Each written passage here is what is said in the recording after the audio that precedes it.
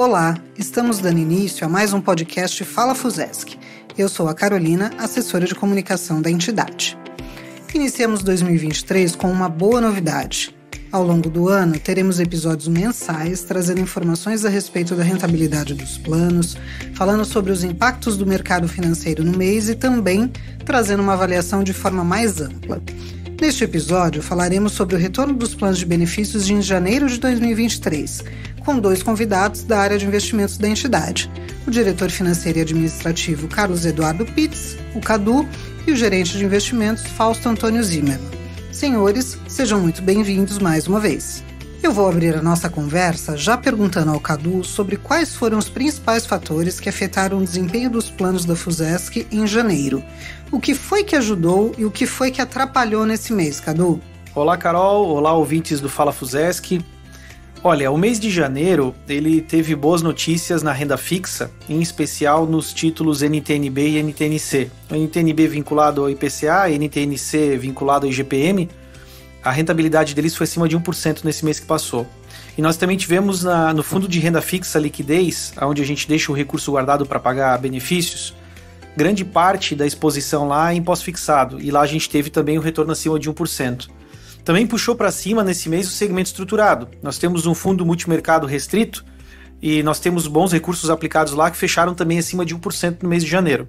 E por fim, ajudou muito o segmento de operações com participantes, que são os famosos empréstimos que a gente faz para participante assistido. Aí a gente fechou acima de 1%.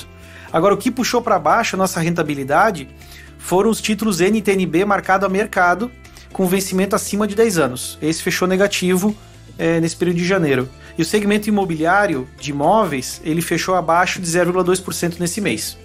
Joia, Cadu. E agora, Fausto, o Cadu mencionou que alguns títulos públicos contribuíram positivamente e outros negativamente. Por que houve essa diferença? Olá. Basicamente, a diferença se deu em função da categoria de marcação de alguns títulos públicos que possuímos em carteira. Temos papéis marcados a mercado e papéis marcados na categoria mantido até vencimento, também chamado como curva, né? Na curva, a rentabilidade é diferida no tempo, enquanto a mercado ela está em constante variação, ora para mais, ora para menos. No entanto, caso você não venda o papel, que é a nossa intenção, antes do vencimento, o papel renderá aquilo que foi contratado. Então, trata-se apenas de uma oscilação no mês. Certo, Fausto. E, Cadu, o Fausto falou ali sobre a oscilação, né, para cima, para baixo e tal. E eu queria saber se para o mês de janeiro houve alguma mudança em relação a dezembro, assim. Na sua visão, a gente está com maior exposição a risco? Como é que está essa situação? Não houve muita mudança de janeiro em relação a dezembro, mas houve uma grande mudança no ano passado, né? No ano passado nós tivemos um recuo em renda variável e uma exposição mais colocada em pós-fixado, que nos garantiu o final de um ano muito bom. Mas em relação a janeiro, comparado com dezembro, não, Carol. Nós tivemos uma posição estável e a nossa exposição ao risco diminuiu por causa dessa movimentação do ano passado. Então hoje, por exemplo, nós temos dois planos aí com 21% alocado em pós-fixado, atrelado a Selic, CDI over, o que nos garante uma menor exposição a esse risco de oscilação que o Fausto estava se referindo agora. Ok, Cadu. Agora eu queria perguntar para o Fausto como é que está a situação dos planos da Fusesc em comparação com os demais planos do mercado de previdência complementar. Em que posição nós estamos, Fausto? Você pode nos falar um pouquinho sobre isso? Olha, Carol, nos últimos 12 meses, os planos administrados pela Fusesc, todos eles estão acima das suas metas atuariais, né? E com relação ao mercado como um todo, nós recebemos mensalmente um relatório comparativo de desempenho da nossa consultoria de risco Aditus, que acompanha 120 entidades de previdência complementar que administram 369 planos de benefícios.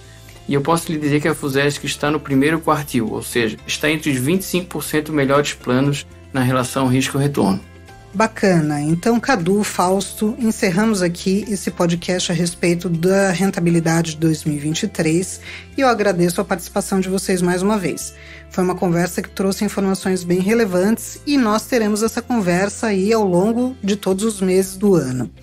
Aproveito para convidar o nosso público a ouvir o podcast Entendendo a Rentabilidade dos Planos, que dá um panorama geral de como é que é calculada a rentabilidade. Ele é bastante rico e bastante informativo. É isso, pessoal. Agradeço a todos que nos ouviram e esperamos por vocês nos próximos podcasts. Até o próximo Fala FUSESC.